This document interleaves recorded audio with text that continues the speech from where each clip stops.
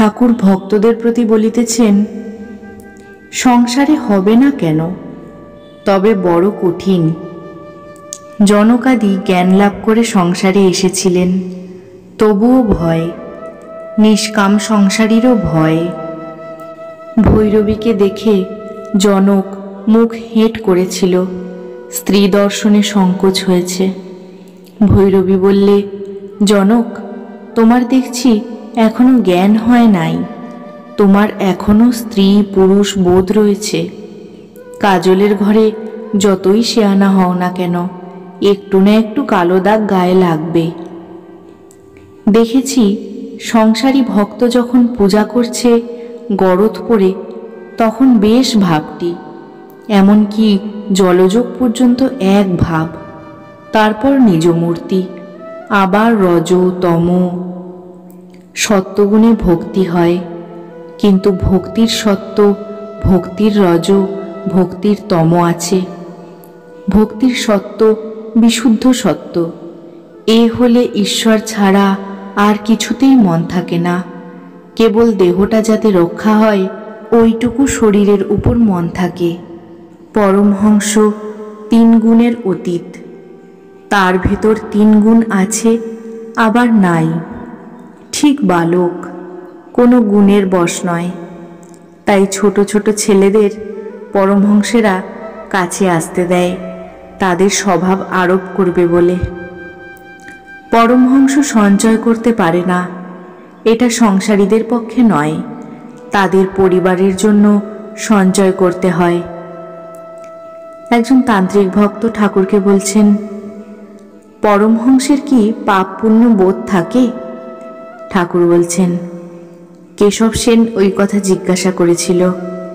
আমি বললাম, আরও বললে তোমার দলটল থাকবে না। কেশব বললে, তবে থাক মহাশয়।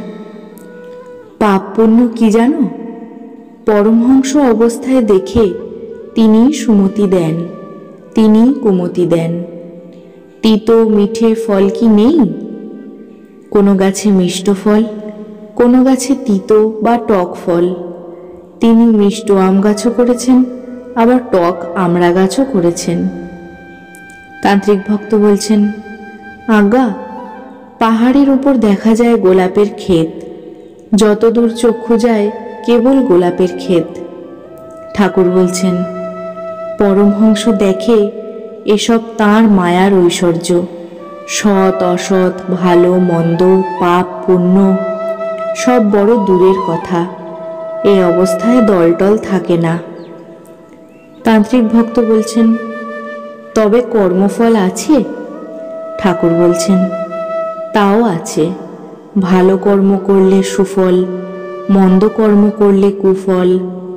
লঙ্কা খেলে ঝাল লাগবে না, এসব তাঁর লীলা খেলা। ভক্ত বলছেন, আমাদের উপায় কি? কর্মের ফল তো আছে। ঠাকুর বলছেন, থাকলেই বা, তাঁর ভক্তের আলাদা কথা। কাশীতে ব্রাহ্মণই মরুক আর বেশ্যাই মরুক, শিব হবে। যখন হরি নামে, কালী নামে, রাম নামে চোখে জল আসে, তখনই সন্ধ্যা কবচাদির কিছুই প্রয়োজন নাই, কর্ম ত্যাগ হয়ে যায়। কর্মের ফল তার কাছে যায় না।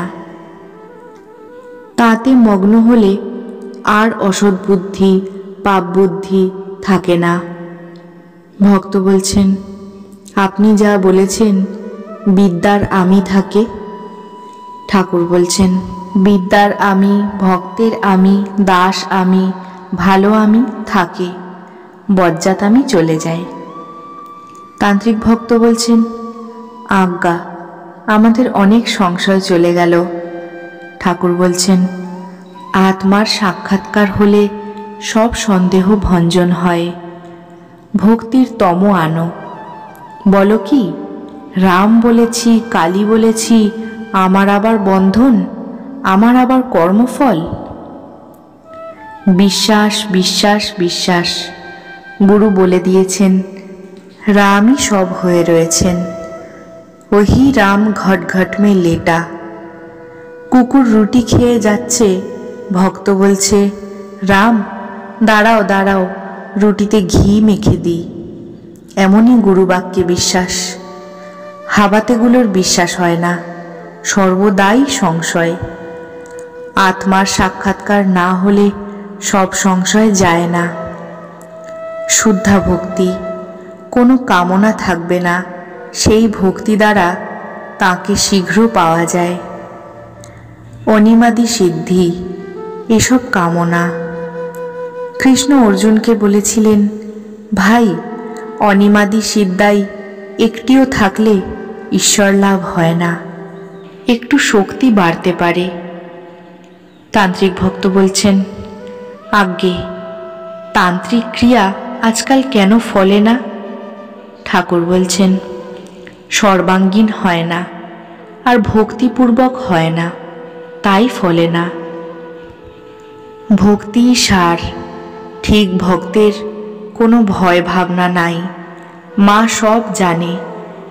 বেড়াল ইঁদুরকে ধরে একরকম করে, কিন্তু নিজের ছানাকে আর একরকম করে ধরে।